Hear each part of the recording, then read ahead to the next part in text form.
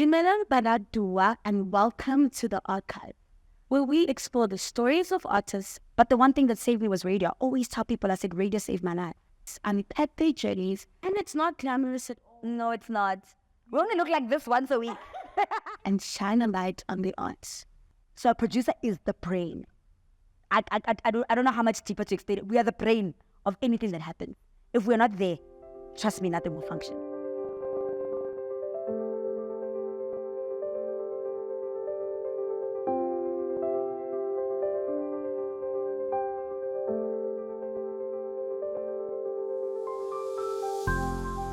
Today, on this show, Archive Media House, we have a trailblazer, a pioneer, and a powerhouse of a producer. She's not only a radio producer, broadcaster, but she's also a TV producer as well. Multi-award winning Noni Khumalo. Oh, Noni, it's so good to have me here. Yeah. I have heard so much about you. I'm currently at, and it is just like, Noni Khumalo, Noni Khumalo. So, Noni, here at the archive, we like to identify as the home of African artists and entertainers. And you know, when you're at home, you are relaxed and you find yourself not having to overexplain yourself. Yeah. So I could be here and I could read your bio to you and tell everyone what you have done. But I think like we would love to hear from you. Yeah. How do you identify as and who is Noni Khumalo? So my intro is always, Dumelang. I'm Noni Khumalo. I'm a multi-award winning content producer, both for television and radio. I'm a corporate MC. I am a TV presenter. I am a daughter. I am a sister. I am a lover. I am a friend. And I've just had such an incredible life. That's literally how I want to introduce myself to the world. Okay. Where did it all begin? Because the interesting story about you for me is that you only entered this industry in your late 20s. I think it's 28, right? Girl, how much time do you have? How much time? And that charm for me, because I want to get into that a bit later. Sure. From corporate and being in like the accounting industry. Yeah. To actually saying, you know what? How I need to be. This is my destiny. Yes. So before all of that, who was young Noni and like what was her dreams and where did she want to go? One thing about me is Katlego pap. Right, I've always been a forward child. I've always loved people. My mom always reminds me when I was a lot younger, because I grew up in Pretoria, right? So I just speak Setswana better because I've been away from Mabopane for quite a while. And my mom used to remind me that literally, Mama Lerato, Papa Teboho, oh Snamman. You know, I was always that girl. So I've always been the girl that loves to make people happy. And if it means I need to be the center of attention to make it happen, then let's do it. I've always loved the creative space. I mean, when I jive, when I sing, as long as I'm there and I'm making people feel great about themselves, that's where you would find me. That's the typical Noni Ohoting, you know, in a township. I love that is your experience because I think, like I said to you before we started, when I look at you, I see myself. Yeah. Lena, like that girl, man. Ne? Hannah Montana. With the gaming. Too live. I know, like it's so interesting, like to be in the reality of our destinies. That God put those personalities in us for a reason, right? For a reason. But like growing up for me, yeah, I struggled with my personality.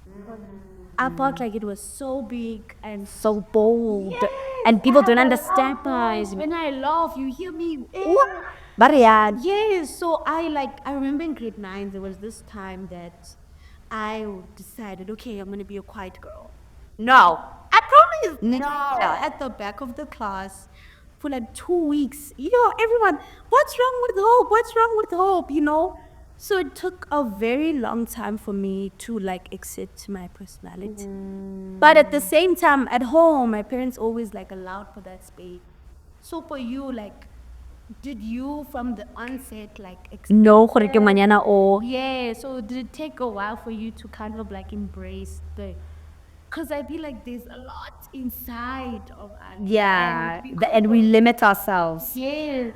I think, to be honest with you, I've never been limited in expressing who I am. I must be honest and say, both my mom and dad, they're teachers. They're not necessarily big personalities. They're quite timid, to be quite frank. And I think that I literally collected all the personalities in the household, right? But I do think I've got a bit of a touch from my gran. My gran, like my gran, I would maybe say everybody, because my gran is from Soweto, my late gran with my late granddad. And she had a little bit of a stint, so whenever they needed them, SABC for a show, she'd appear there. So she'd have like a cameo here and there. Whenever there's a wedding, a funeral, a 21st, a baby shower, my gran would always be invited. My gran was everywhere. Like anything that's happening in Soweto, my grandmother's there to speak. So I definitely think I took from her. And I think because she's like that, I was never restricted. Because it's almost like, okay, there's somebody who's like that already. So I think I was never really limited in expressing myself and being who I was. And I think that the thing with us people with big personalities, when we do keep quiet, you'll hear it. Yeah. I always say that we are extremists. Like when we're happy, you'll see it. When we're sad, you'll feel it. Yeah. And I think for your friends to be like, how, and then what's going on with you sitting at the back? So I've never been restricted. I mean, I remember when I was a lot younger, I was very clear in the types of careers I wanted to be in. I wanted to be a TV presenter, radio presenter, social worker, teacher. All of these things really required me to be around people. My mom would always say, when you once told me you don't want to be in an office, I'm like, where do I even get the idea of an office from? Because now my parents are teachers. Like, what do I know about an office? But I literally said to them, I do not see myself stuck in an office. Like, I don't want any of those career paths. All the career paths I've wanted have always involved being around people and imparting some kind of knowledge or excitement or entertainment. So that's always been me. That's always been me. It's so funny because for me, there was a clear time where I knew that for me, my big dream was to be this, hosting, presenting, and stuff like that. You're living in your dream. Yes, I really am. It's so crazy. And the journey to get there was always like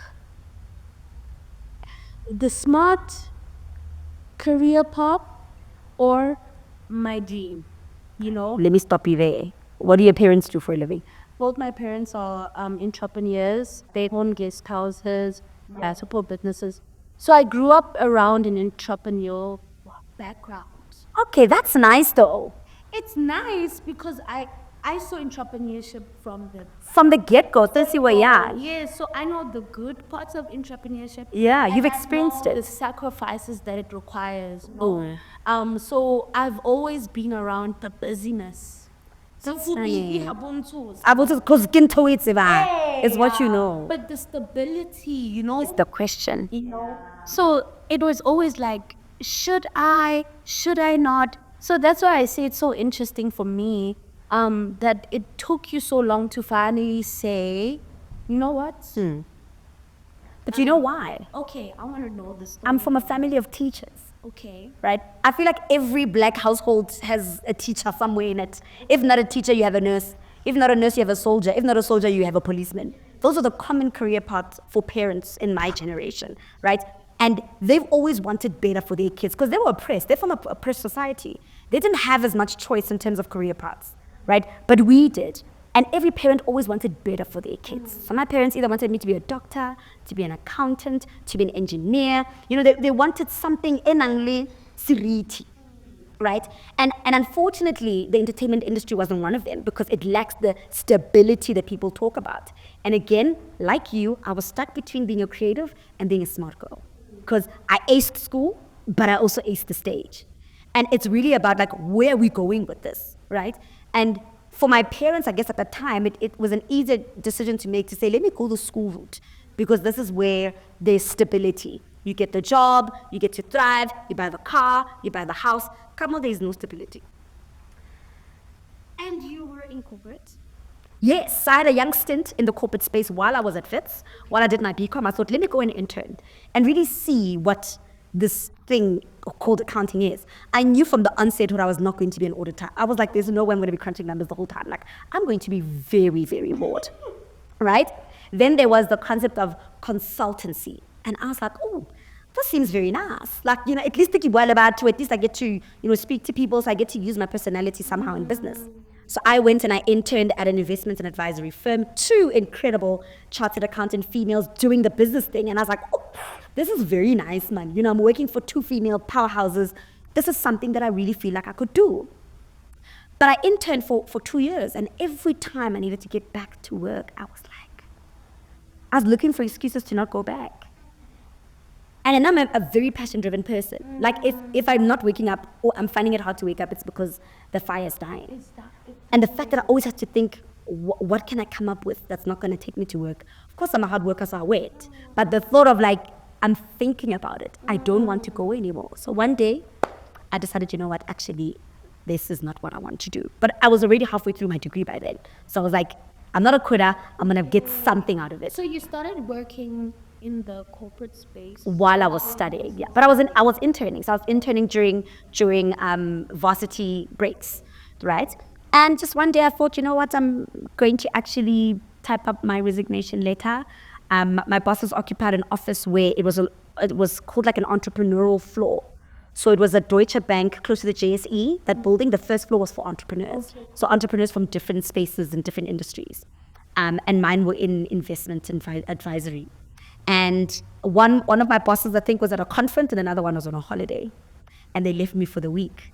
I was like, I'm constructing that resignation letter in that week.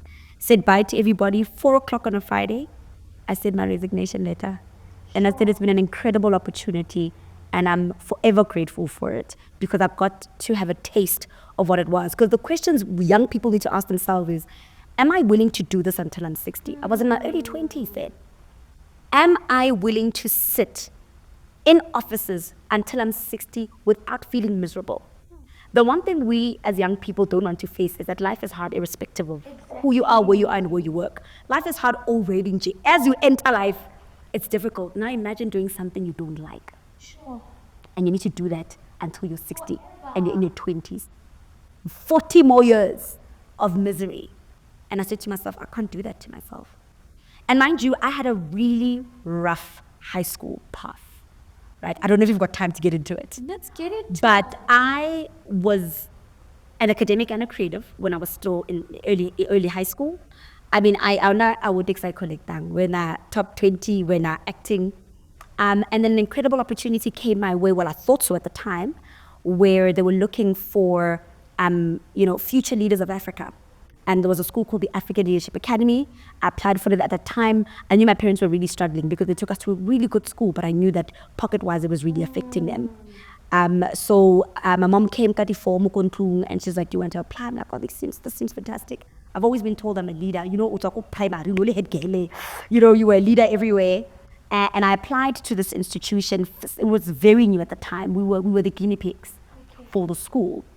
Unfortunately for me, 2 years in, which was the duration of the school anyway, things just didn't work out for me. So I left a very stable high school path at Krugersdorp High School, where I literally had everything. Like, I was excelling. I was that girl, and I left to go somewhere else, and my life literally fell apart. And I remember when I wanted to get back into the system, because the idea of that school was that they're shaping young leaders so they can go study overseas. Okay. But that time, scholarships weren't coming out. And by that time, I was also in a school where we had, I think, about 38 African countries when I was there. 200 of us, but 38 African countries. Right? So we have some of the most smartest kids in that school. I left in grade 10. I'm studying with 18-year-olds from Kenya. Some are like 19 from Nigeria, some are 18 from Zimbabwe, so across the African continent. But we're dealing with kids that come from a very strong educational background. We all know how education in South Africa is. And I struggled in that school. I struggled. When I left the African Leadership Academy, I had nothing. Mind you, I left a school where I was doing exceptionally well. And I'm coming back with a tail in between my legs, and I'm nothing. I have no paper to prove what I've done for 2 years. I can't go to universities. I remember going to Wits, And a lady said to me, "You're as good as a grade 9 CTA." And I'm 18 at the time. And she said, "You're as good as a grade 9 CTA." And there was absolutely nothing I could do at that time, and I felt stranded. I remember in December, I went and I applied to be a consultant or a teller, go for Shini at the time. And they said to me, "Oh, you speak so well. We like rather go to cosmetics. Cosmetics." And I literally thought that was my destiny. I thought my life is over. All the great things I've worked towards are gone, and I'm going to be a cosmetics consultant for the rest of my life. And let me tell you, young people can be malicious. I had kids that went to Krugersdorp High School with me when I was doing well, coming to me and saying, "Are you going to be here forever? Is this the life that you're going to choose?" And they would check up on me often to see if I'm still there. Thank God for the parents that I have. And they said to me, "I know no schools want you because you're a risk, right? You did A-levels, but they're not too sure about your A-levels. And you left the South African system in grade 10. So your only qualification is a grade 9. So no other schools want to take you in." But my mom went to a school downtown Roodepoort. Can you see the type of school that I went from, like a really great, very posh, semi-private school to this microcosm of Africa, to my mom saying, "I found a school in downtown Roodepoort, opposite of Brothel, and they're willing to take you to go do your matric." I'm 20 years old at the time. My friends are in their second year. I literally say to my boss at Foshini, "I need to go. I could be going back to school." Quickly rush, my mom picks me up. I go to Tulip. They say, "Fine, you can start." I think the Saturday thing, I'm thinking I'll do this part-time. They said, "No, get back into uniform, and that's how you're going to do your matric." So you can imagine it. I've been a star child, school-wise, my entire life. Here I am at the age of 20. My peers are doing their second year in university. I'm getting back into school uniform to go rewrite my matric. And I was made fun of. And people going, and then when I got uniform, and I couldn't articulate what it was. And I also struggled when I was in the system. Academically, I struggled. But God being God, I came out of there with flying colors. And that's how I made it into Wits. I started my first year at 21 years old. But the reason why it took me so long was also because I had a challenge when I got into university. I did my 3-year course in 6 years because I just couldn't accept what was going on in my life. It was hard in every single way possible you can think of it. I got into first year and I'm like, I'm so much older than all these people. I couldn't relate to them. I couldn't, I didn't want to be at Reyes. I just wanted to go home. I just wanted to get this degree done, and I wanted to catch up with life and catch up with people because I was falling behind. When I'm doing my first year, my friends are in their third year. They're about to graduate. You know what I mean? So I had this shame over me that, oh my goodness, like how could things fall apart this badly? But the one thing that saved me was radio. I always tell people, I said, radio saved my life. I got rejected from it years, I guess, prior. And when things were quite dismal for me academically, I went to a very good friend of mine. His name is Zabalaza. And I said, "Zabalaza, I am flunking school. Like nothing's working out. It's almost a decade of me struggling and I'm tired. Like I'm exhausted." And he said to me, "Why don't you try radio again?" And I said, "They rejected me in 2013. Now I must come back there and audition again. What if they say no?" He says, "You've got nothing to lose." And I remember going back to Wits and saying, "We're going to do this part-time instead of full-time." And that's when I joined the breakfast show, The Main Switch, on VOW. And the year that I joined radio was the year that I finished my degree. And I will forever be indebted to the medium. And that's why I take it so seriously. Wow, Noni. Yo, girl. Now you're going to make me cry. Girl, let's do that. Because we see this person that's like running award and she is striving and she's doing so many incredible things. Like before I met you, your name was always around me, That's beautiful. Like, yo, who is this Noni Khumalo that everybody's talking about? Come to me, use the mind this of Noni Khumalo. That's beautiful. And like everywhere, I just heard your name, Noni Khumalo, and I was like, damn, this girl is something. Yeah. Then I interacted with you on social media, and then in person, I was like, this girl's amazing. So just to like hear that where I come from, you had to go through so much, And I'm just thinking about, in my head, when you kept speaking, the words "a dream deferred." Not a dream denied. Is not a dream denied. And I was thinking of like what you're saying, because those 2 years were so hectic Yeah. for you. Yeah. And I know when you come from being the star child Yeah. and then you are introduced to the realities of life, Of life. Yeah. it's so hard. Painful. Constantly being overlooked. Never being best at anything. I mean, there were some people that would say, "Ay, South Africans, you're known for dancing and singing." You know, and that is our identity. I'm not gonna lie. Like we created art in Africa. You know what I mean? But it was like Lena South African, all you ever good for. You know. So many of those things broke me. They broke me. So many times I was like, must I go back? Oh, but I can't go back. Like it would be embarrassing. I know I saw fires, girl. And I don't know where I would be without my parents. Where did you find the strength to like persevere for yourself? Even the whole going back to university and being around people that are so much younger than you. I get it. It's like you're not in my age group, man. It was Like, awkward. Akakoela, you know? Like, you guys are like my brothers, like size. Yeah, and now it's like you have to kind of Make it work. accommodate this newness and raise. Yeah, and I was like, I'm not doing that. I'm going to go home. My parents have always been a very comfortable space for me. And the going back to school thing, I must admit, like I'm a very strong person, but I think the going back to school thing would not have been possible had my mom not said, dude, just do it. Like it will mean nothing when you're done. The school one, for sure, but the career one is different. Because as soon as I was done with my degree, I was like, maybe let me try this thing again, this corporate thing, you know. I don't know. Let me just. And a friend of mine was like, no, Chemi, they're looking for people who discovery, graduate program, try go and apply. So I apply, I feel like it because now the degree's done. I'm thinking maybe I can balance these things. I don't phone like, yeah, the interview goes great. On my way there, they're like, oh, we love you so much. Like, we want you to start as in yesterday. Now here I am driving back home. And the thought hit me, I left interning because I couldn't bear the corporate space.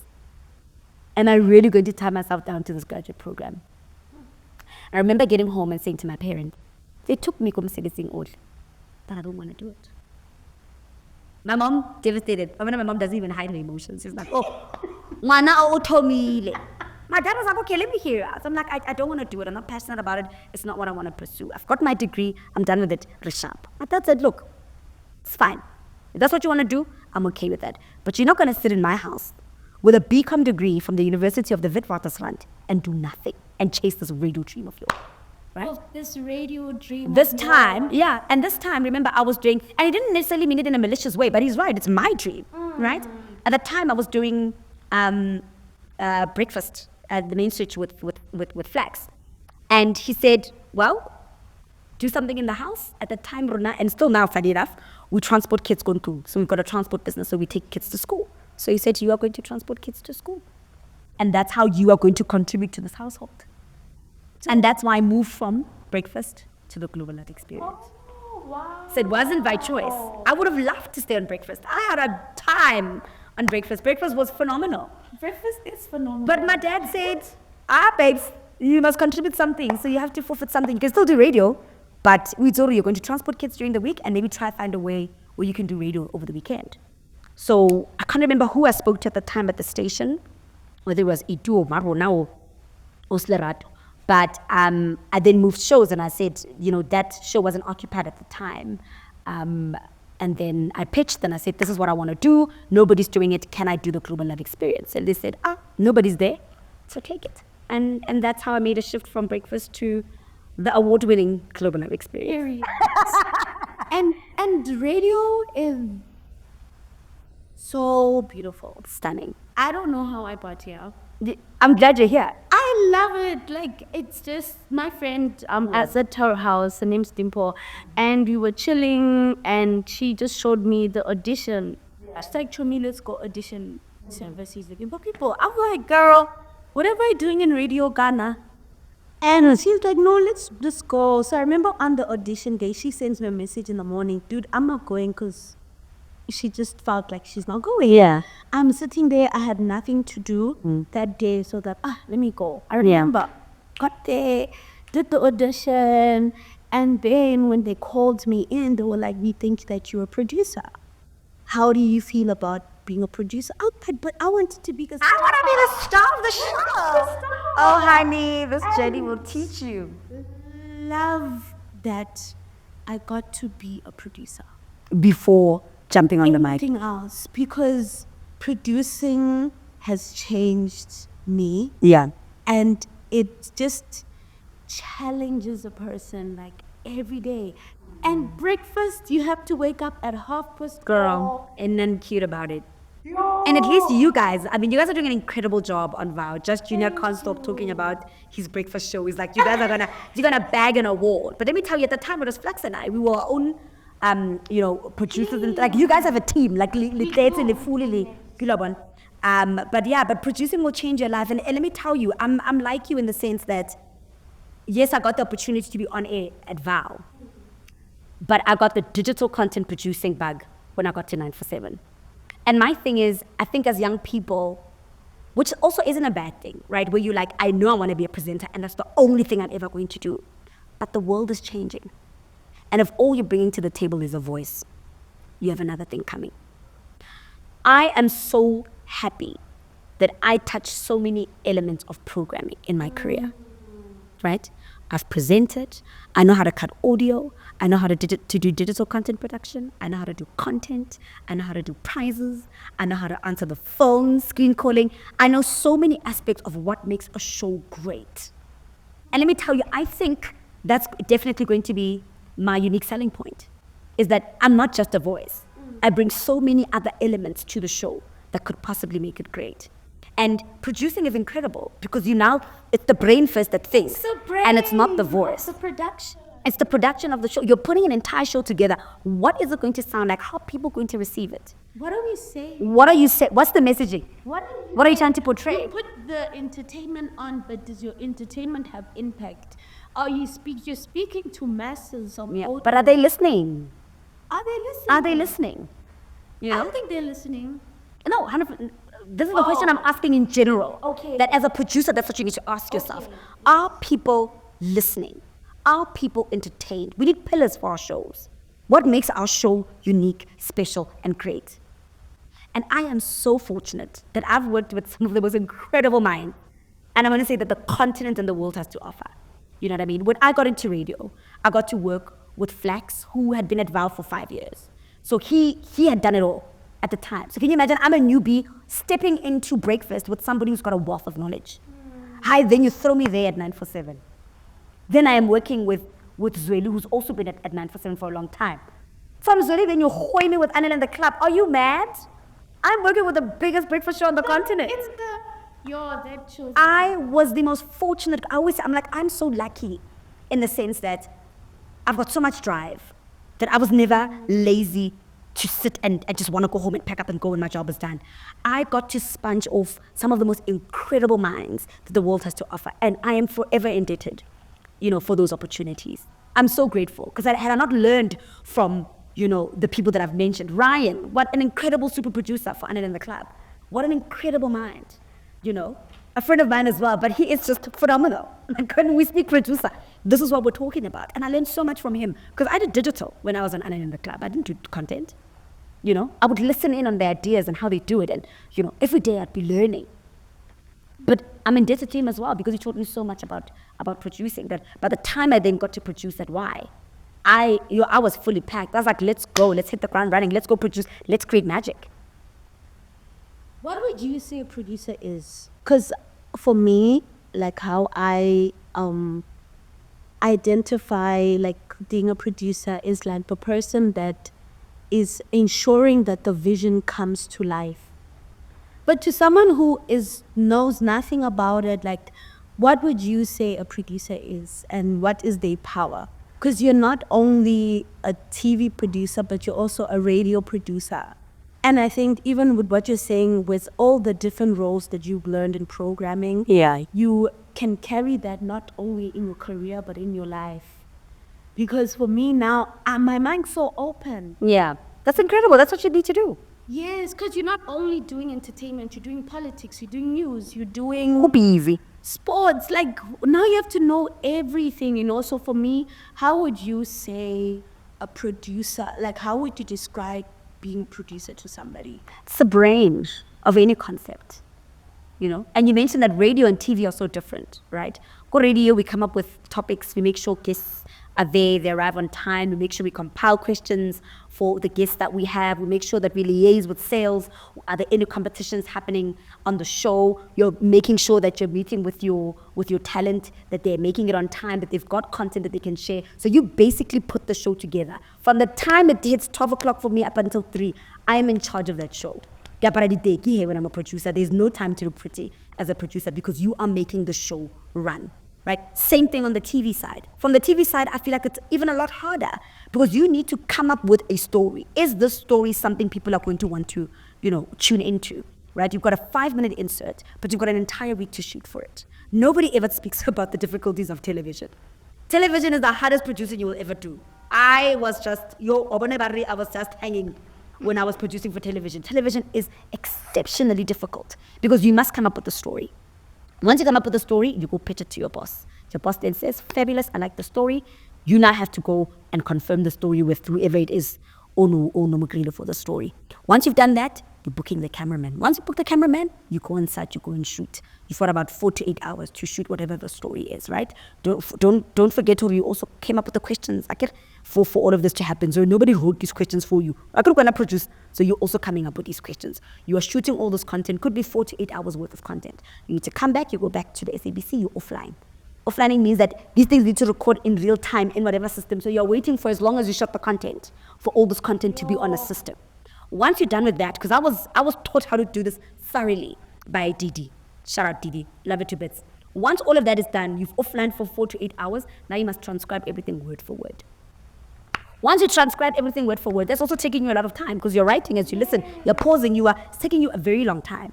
Once you've transcribed, now you need to conceptualize the story. What am I trying to communicate? Because remember, when you're interviewing different people, you might not necessarily know where your story is going. You might have an idea, what I'm trying to paint a picture of this, but maybe something magical might come out of the interviews and your story takes a completely different angle. And I was very deliberate about the type of content that I shot. I wanted to shine the spotlight on young black people.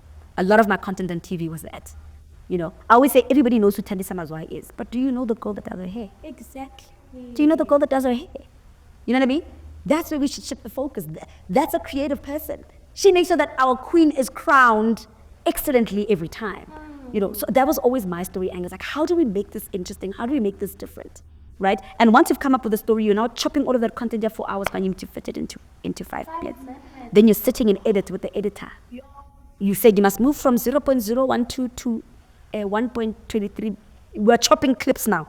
And you're putting everything together. We're moving voices. We're moving intros. We are, okay, no, maybe this is not enough. Maybe we need another soundbite here. Maybe we need more pictures. Now you are adding onto this beautiful story. But when it all comes together at the end, it is the most beautiful product. And that was always, you know, the exciting part for me. Seeing a week's worth of work in a 5-minute insert. I only appear maybe for 30 seconds. And that made me so happy. Because I was like, whatever it is that I envisioned, that I had in mind, eventually came together. So a producer is the brain. I don't know how much deeper to explain it. We are the brain of anything that happens. If we're not there, trust me, nothing will function. Nothing will function. It's also incredibly hard because you constantly like saving the show, you're constantly doing things that people don't know, they just show up and action cut and then, you know, like it's on top of, for me, being the brain is like the responsibility that comes with creativity. Because it's also the structure of creativity. But you're the brain. The brain is responsible for your well-being. The brain makes everything function. It moves your hand. It tells you to sleep. The brain does everything. And you know what I always say, and I remember, because I was also a lecturer, I forgot the part to introduce myself, that at some point I was also a lecturer, a dream of mine that was finally realized, right? Because I got to lecture radio too. And some of the material that I was lecturing would say, when the show is doing incredibly well, the praise goes to the presenter. Yes. But let the show do badly. Who do they blame? The producer. The producer. And that's always the case. I think nobody realizes the true value of a producer. And what scares me, I did a talk the other day and somebody said, surely if you're doing so much work, you get paid more than talent. And I said, we don't. But I heard that producers are the most banked in the industry. What's the most banked? Like the people that have the most money. They have the most secure money. They don't have the most. They're not clocking what the presenters are clocking. Because remember, presenters are not just clocking their salaries. They're clocking endorsements. They're clocking live reads at some companies. They're clocking outside gigs that they've leveraged from because of their brand. Your producer, your salary is what you have. And you can't do anything else. Because you've signed a contract to say that you are a producer for the show. So yes, you might earn a lot at the station in terms of, stability. But you're definitely not clocking more than the presenters. You're not clocking more than the presenters. There's this appreciation, celebration of on-air talent, and not only on-air musicians, actors, like people that are in front of, in front of the audience. And for me, as the producer that I am, I also love to shine a light on people that aren't seen, like you say. Especially because I'm a filmmaker, and film people also aren't known. Everybody knows your story. Everybody knows the actor who acted your story. Everybody knows that scene that we watched on Gomora or the Wesi film, but do we know who directed it? Do we know who produced it? Do we know? We don't know that, and I feel that some people is deliberate, that stay hidden. Yeah, because some people just want to be artists. They don't care about anything else. They just want to do it. They just want to direct. They want to produce. They want to be DPs, and that's all they want. And they don't want the spotlight on them. Some people, that's what they want. It's their dream. It's all they've ever wanted to do. And sometimes we just need to respect that. Okay, there's a respect, but for me, it's just as the audience of people that consume art, it would be more intentional for us to educate people about the entirety of the space rather than 2-3 career jobs that we have. Because now everybody wants to be an actor, everybody wants to be a rapper, and it's like there's so much to this machine that this whole entire machine has a billion jobs. 100%. Yeah. A billion jobs. Yeah. But we're all fighting for one. Yeah. It doesn't make sense. Because it's all, as you said, it's all we've been exposed to, is that you just, the one behind the mic, the one in front of the camera, the one on stage, but nobody really speaks about everybody else that's oiling this beautiful machine. 100%. We need to start showing a holistic view of the space, because it really is a collaborative space. But how do you show that? How do we do that? How do we make sure that the kid all in Koketso or all in Mabopane or all in Manzanville is aware of the fact that you don't have to be the person in front of the camera, but you can be the person behind the camera? How do we educate those young people with the limited resources that we have in this country to make people's dreams a reality? I think we show that through creating awareness through the events that we have, including behind the scenes people on panel discussion, by interviewing them like we're doing today, by creating platforms where artists are celebrated in their entirety. Not only should we celebrate one part of the space, because I believe if we start having a celebratory environment, there would be so much more, this whole open up the industry. I feel like the people that are keep saying open up the industries because we're all running to one thing. You get me? There's 20 jobs, but all of you guys want one job. And how do we then cater to that, So that's why for me, I'm very grateful that you're here today, because you do so much. And it's not glamorous at all. No, it's not. We only look like this once a week. People like a tracksuit. And we need to start celebrating people like you. So I'm happy that we have you here. And not only are you a producer, but you're a multi-award-winning. Come with it. And I never thought. I love Basadi. You got that award. I was so emotional. Just incredible. Yeah. How did it feel? Unreal. I'm going to be honest with you and say I was really banking for that radio one. You know when you've done something for so long and you feel like it saved your life and it's your baby and you've invested so much into it. And remember, the Entertainment Radio Producer Award and the TV Producer Award were back to back. So they announced the radio one first. And then it was that. My gosh! I had to cry. I was like, oh no, I really wanted this one. Because I feel like it would have been such a great stamp of approval for the work that I do. And not to say that we don't live for accolades. I always say this. We don't live for accolades. Okay? But being seen and recognized for the work that you do is always fantastic. So, mind you, the people that were nominated in my category for television, I was like, there's no way I stand a chance winning against these people. Right? Remember, it's public votes. And the people that rallied behind it, I was nominated obviously because I deserved it. You know? But I was like, there's no way I'm going to win against these incredible women, you know? But God said, no, it's your turn. TV Producer of the Year is you. And you know what? I worked hard at Trend. I gave it my all. There's nothing that I do in my life that I do half-heartedly. Everything I do, I run with it. I will do whatever it takes. It can't not work.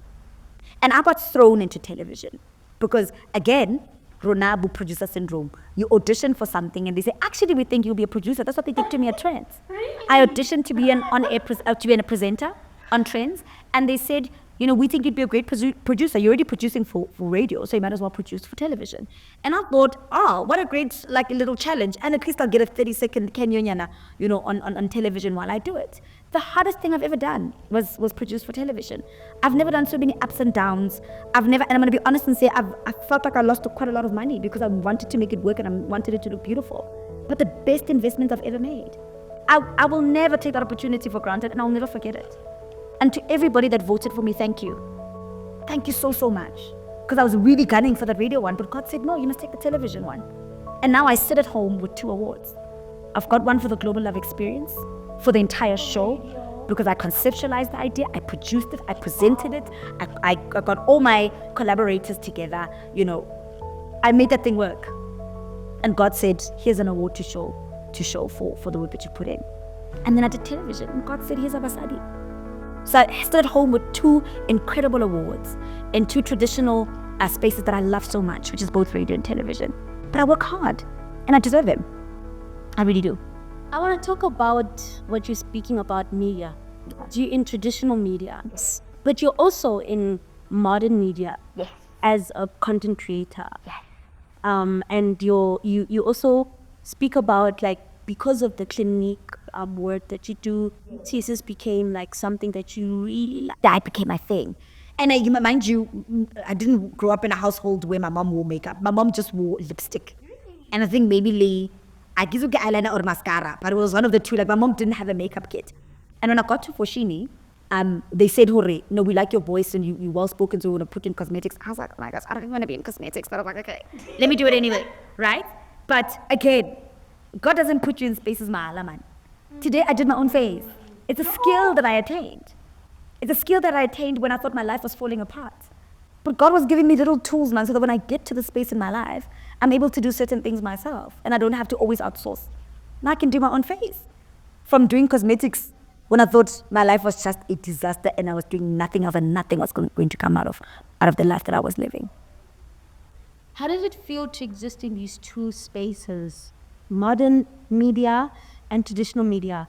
Because in the modern world, it's the way that you navigate that space and the way that you navigate traditional media is both so powerful. Both forces of media have so much power and reach people and audiences, but the way that they are run and they are like structured is so different. And before I joined radio, I thought, is radio really a thing?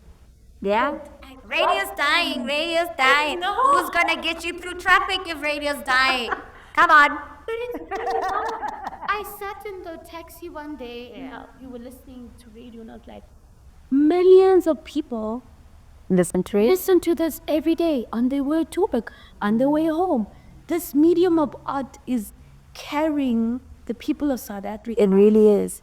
And we need to like shout about it. Yeah. You know, like for me, these 2 spaces like social media and radio and television, They have so much power, but they all so different. They are. They're incredibly different. And I think this is the other reason, right? We cannot hide away from the fact that digital platforms is showing traditional media fires, right? Because remember, your ratings or your audience or your reach in television and radio takes quite some time and research to compile, as opposed to social media where if somebody has watched your video, you see it instantly. If somebody, you can have like a link to purchase an item, that's immediate feedback. That's not radio and television. And that's why we're seeing fires. Clients want instant statistics, right? So instead of advertising on a radio platform or a TV platform, we are not too sure if there's going to be reach. Let me find somebody that speaks to my target market on digital, and let me pay them a fraction of what I would have paid television and radio, right? The reality is radio isn't dying, but what kind of radio isn't dying, right? We live in the modern side of radio and television, right? Right? We are going for radio stations that speak English. Where I feel it's definitely not dying is your vernacular radio stations because of where they're situated. We have access to phones, Wi-Fi, data, internet. My cousins, Korastenbek, Haramoko Kastat, Mananda say they have those resources. So traditional media is still what they depend on to connect to the rest of the world. So bo Motsweding, bo Lesedi, bo Kakazi, bo Ukozi, their audiences are huge because they don't have access to the resources that we have in Johannesburg. So their numbers will still thrive. But we're struggling, Roda, by English because we've got few radio stations, but we all want to speak English. But in us speaking English, there's black, there's white, there's Indian, there's colored, there's, you know what I mean? There isn't a definite group that says these are the only ones that speak English, right? I always say I think my chances of being, a big brand on radio would have been pushed if I spoke fluent Setswana. If I was on Motswedi, I think my brand would be a lot bigger. Because we don't have so many people that are speaking Setswana and speaking to that audience. So we're fighting for a very small fraction of radio and television that speaks English, but ribangata. Yo, there's many. Ribangata that want the opportunities. Spanini. But the platforms are very small. There's a better reach for you, a better chance for you if you actually go to vernacular stations. But that's because their target audience is also people that don't necessarily have the same resources we do here. TikTok, Instagram, X, we get our content on TV. The reality is, yes, not everybody that's driving their car in the morning is listening to radio. They are listening to podcasts. That's a reality that we need to come to terms with as human beings. Correct. Guys, not everybody's listening to radio. My sister's 21, she's not listening to radio. It's not even for you. My sister doesn't listen to radio. That's a fact. And if I say that the last generation that listens to radio is my generation. It's not necessarily the 21-year-old. They're doing other different platforms. But that's also which generation that has access to what kind of resources. Those are the iPad, the iPhone, that live in Johannesburg might be different in a different region. So we have to come to terms with the fact that digital is showing traditional media flames, especially on the English side. Because they'd much better spend money go to influencing. I'm finding it very difficult to penetrate the digital space because I do believe it's also a full-time job. If I want to grow my brand on the digital platform, I need to sacrifice some bit of traditional media. That's the reality, And maybe that's why my numbers aren't growing as much because I'm not thoroughly and fully invested in growing my social media numbers. I'm not as committed as I am to my traditional media. There I will just jump. It's what I know. It's what I've always wanted to do. But the world is evolving. And somehow we need to find a way to balance both. It's going to be very tricky. But I still say radio isn't dying. But we can't hide away from the fact that digital is showing us fires. That's the reality.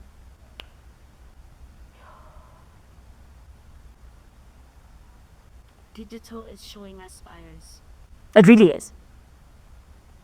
How do we navigate the combination of the two to create longevity for both? Because I believe that digital needs traditional media for the guidelines and the policies and the rule and structure. Traditional needs the digital for the spontaneity and the activity and the freedom.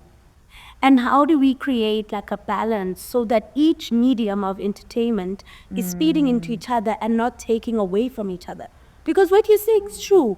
Podcasts are a big thing in the world right Yeah. now. And people in my car, or I want to listen to Spotify and choose my music and listen to Nakukela lebo sekgobela in the morning when I feel like I've had a really rough day or whatever, or I want my day to be beautiful and great, I am going to put whatever radio station I was listening to the side, and I'm going to play my music in the car. We didn't have those options as kids. We're forgetting, we didn't have options. We either had one TV, you had one car. And SABC and you, TV. yes, no, there's not DSTV in Nakukhai when I was growing up.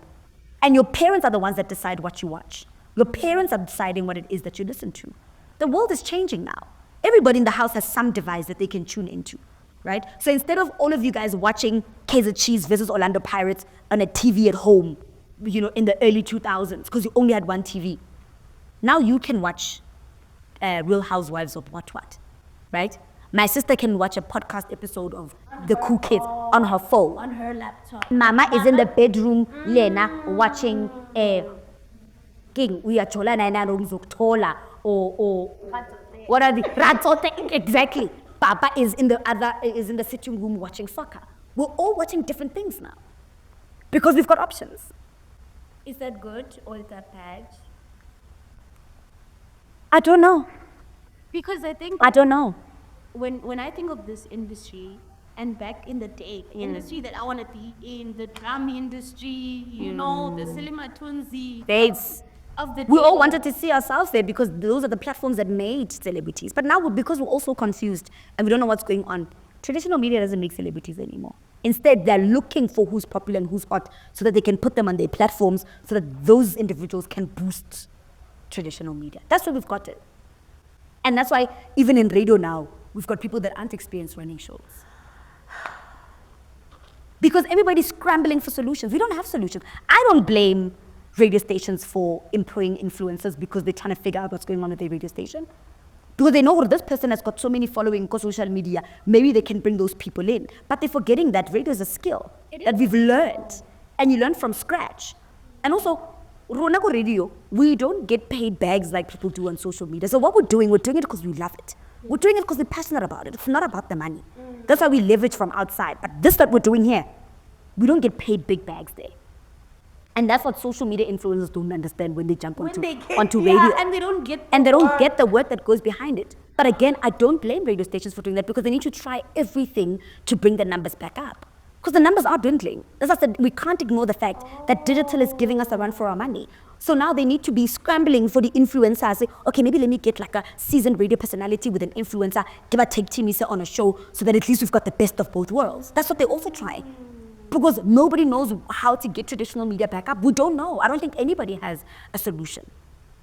Before, guys, people used to sit the whole day to plan for their radio shows. Now we've got options. Also, our contracts allow us. I get freelance. So I just come to work for 3 hours and I go to my next job. I'm not investing as much as I used to before. People used to eat, live, breathe, whatever medium they were doing at the time. Because back then, you're either doing just radio or just TV. Or at most, Udiaza say 2, but they're very close together. And you would invest your entire time making sure that this product that's going on TV or radio is excellent. But now because also our money is low, I must go find another job. It's a multiple streams of income and we celebrate it, but it's actually not a good thing. Because when I'm done here, instead of me digesting what just happened, instead of me thinking about tomorrow's plan, instead of me, I'm jumping onto my next gig. And I'm just giving my bare minimum because they pay me for so many hours. We don't invest as much as we used to in our craft because we're forced by whatever pressures of society to be scrambling for money. I hate that. I hate that as artists, there's this constant battle of financial freedom. Yes. And my passion and my creativity. And you're constantly like fighting for, you just want to breathe. Yeah. Can I go on holiday? I don't remember the last time I was on holiday. You just want to breathe. Because we're chasing money. We need to look good. We need to have the nice cars, the nice houses, the cell phones, this, because also relevance is important. Being seen, looking a certain way is important. So we're constantly chasing and we're not breathing. Hope. There's no time to breathe. because we're constantly chasing. Yes, we love what we do. We're not saying we don't. But the way that our lives, contracts, pressures, innovation is structured, we are just going. That's what we are.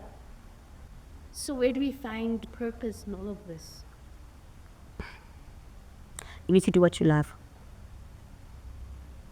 I don't have an answer for it. I survived life because I did what I loved. And what I loved, trust me, I think if I was in corporate, I'd be earning a lot of money. I think I would have climbed that corporate ladder very quickly. But I don't look back because I wouldn't have been fulfilled. I'm doing what I love. Doesn't pay all the bills I wanted to pay, but I love what I do. And if I had to leave this earth tomorrow, oh, babes, I'm going to be rejoicing in heaven because I did everything I've always wanted to do.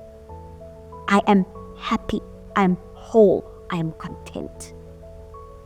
So chasing JJ for me is I don't do what I love for money. People know that. I wouldn't be here if I was doing it for money.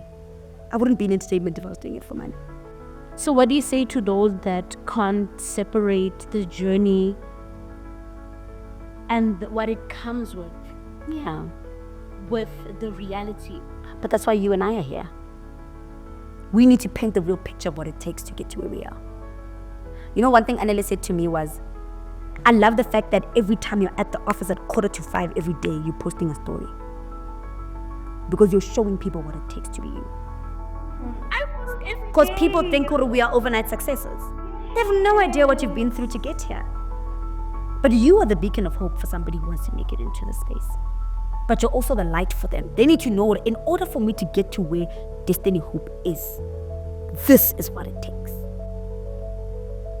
I don't just come and then I'm a superstar. Some people have it easy. Or there's some people that get into the entertainment space, give them 6 months space, they've got radio shows, they've got TV shows, things are nice and easy. That was never my story. Oh, I struggled, honey. And I will showcase you what it took for me to get here. But that's what we need. 100%. We need truth and honesty so that we can live. Because I feel like the pretense is then where people cage themselves in depression, in addictions, because you are living this life. Hey, quite. Mareka, that's what the world says we must do. We must only show you when we're eating oysters. We must show you when we're at a beach somewhere, wearing sandals and big hats. And I must show you when I'm sitting with the best star of the world. Do you know how happy I was yesterday just sitting with 2 beautiful children? I was so whole. I was so full. And I took a picture of it and I looked at it and I was like, I'm happy here. We're forgetting to post those moments because there's an algorithm. There's aesthetics. We're keeping up with the Joneses every day, every time, all the time. We're constantly keeping up with the Joneses. And that's what's going to kill us. So you and me have a big responsibility to show the future Destiny Hope and future Noni Khumalo what it takes to get to where we are. And we don't just show them the glamorous parts. We show them the hard parts. We show them the late night. We show them days when we don't look like this. Risna di eyelash. Rishiana ka di crocs mostrate. We owe them that. We do owe them that so that they can have the choice. Yes. To know that what you are doing comes with responsibility. The lights, the cameras, the red carpets, the events, they're so nice. But it comes with responsibility, hard work, and state. Yeah. What do you want to be remembered for? So, I feel like this question changes every day, this answer. Yes, I would love to know, what does entertainment mean for you? And what have we done to you? And what do you hope your legacy as Noni Khumalo is? That's a very big and bold question that I don't think I've fully sat down to think about. What I do know for sure about myself is Karatabatu. And I've always wanted to make people feel good because we live in a very cruel world. All I'd ever wanted to achieve was to make people feel happy. make them smile, give them joy when they're hopeless. That's all I've ever wanted to do. And I feel like that's what I came here to do. My legacy, it's that. But also I don't think I've fully comprehended what it is that I can achieve, because I'm still chasing so many of my dreams. I haven't really sat and said, this is the legacy that I want to leave behind. But I just want to be remembered for somebody that made people happy, made people smile, and somebody who never, ever, ever gave up on themselves. That's what I want to be remembered for. You're incredible. You're a star. A superstar. You're still getting there. You are. Perfect. You are. Okay, I receive. You I are. receive. And you are this beautiful energy that walks in the room and leaves impact every time you leave. I really pray that your light keeps shining, it gets bigger and bigger, and that there are people that will remember this amazing woman that used entertainment and her voice and her brain. Very important. I call myself beauty and the brain. Exactly. It's beauty And the brain. It's beauty. And thank you for contributing so much and giving of yourself. I just pray that God just continues to enlighten you and your path, and you just favor, immense favor upon you. Thank you for coming today and sharing so much wisdom and knowledge. It's a pleasure, it's an honor actually, because it really costs something to be great. It does. And you've showed us Does. the journey of Noni Khumalo. Yeah. It's a long, hard one. God's been really good. That's another thing I'm going to say. It's just when I thought he gave up on me, he just showed me that I was only preparing you for what's to come. I think sometimes in life you might feel like things are falling apart, but there's always light at the end of the tunnel. There's always light at the end of the tunnel. Sister feeling sad. That's what they say in Suzanne. So just when you think, I struggled for 10 years. Guess I do what's going on with my life, having zero direction of where I want my life to be. Only now they go, okay, at least niman, there's stuff happening. And even then, I still don't have all the answers. I don't know where this journey is going to go. You know, I'm in my 30s, but I'm still dreaming. There's still so many other things that I want to achieve. I haven't hit the nail on the head. I don't know what it is exactly, but I know that these are the things that I still want to do. So we mustn't give up on ourselves. We put too much pressure on ourselves. Instant gratification generation. We want things now. Just take your time. Take your time. God is there and He's going to guide you. And yes, it's hard now, but it gets better, I promise. Yeah, it gets better. Thank you for having me. Thank you. Yeah. 2 more. I feel like we just scratched the surface. But 2 more of these conversations, and keep up the incredible work that you're doing with your team. Thank you. This is powerful. Thank you. Thank you. That is it for today's episode of the Archive. What an incredible, impactful conversation. It takes something to be great.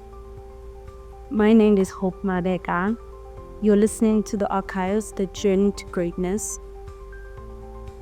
Archive Media House is proudly sponsored by Art and Dineo.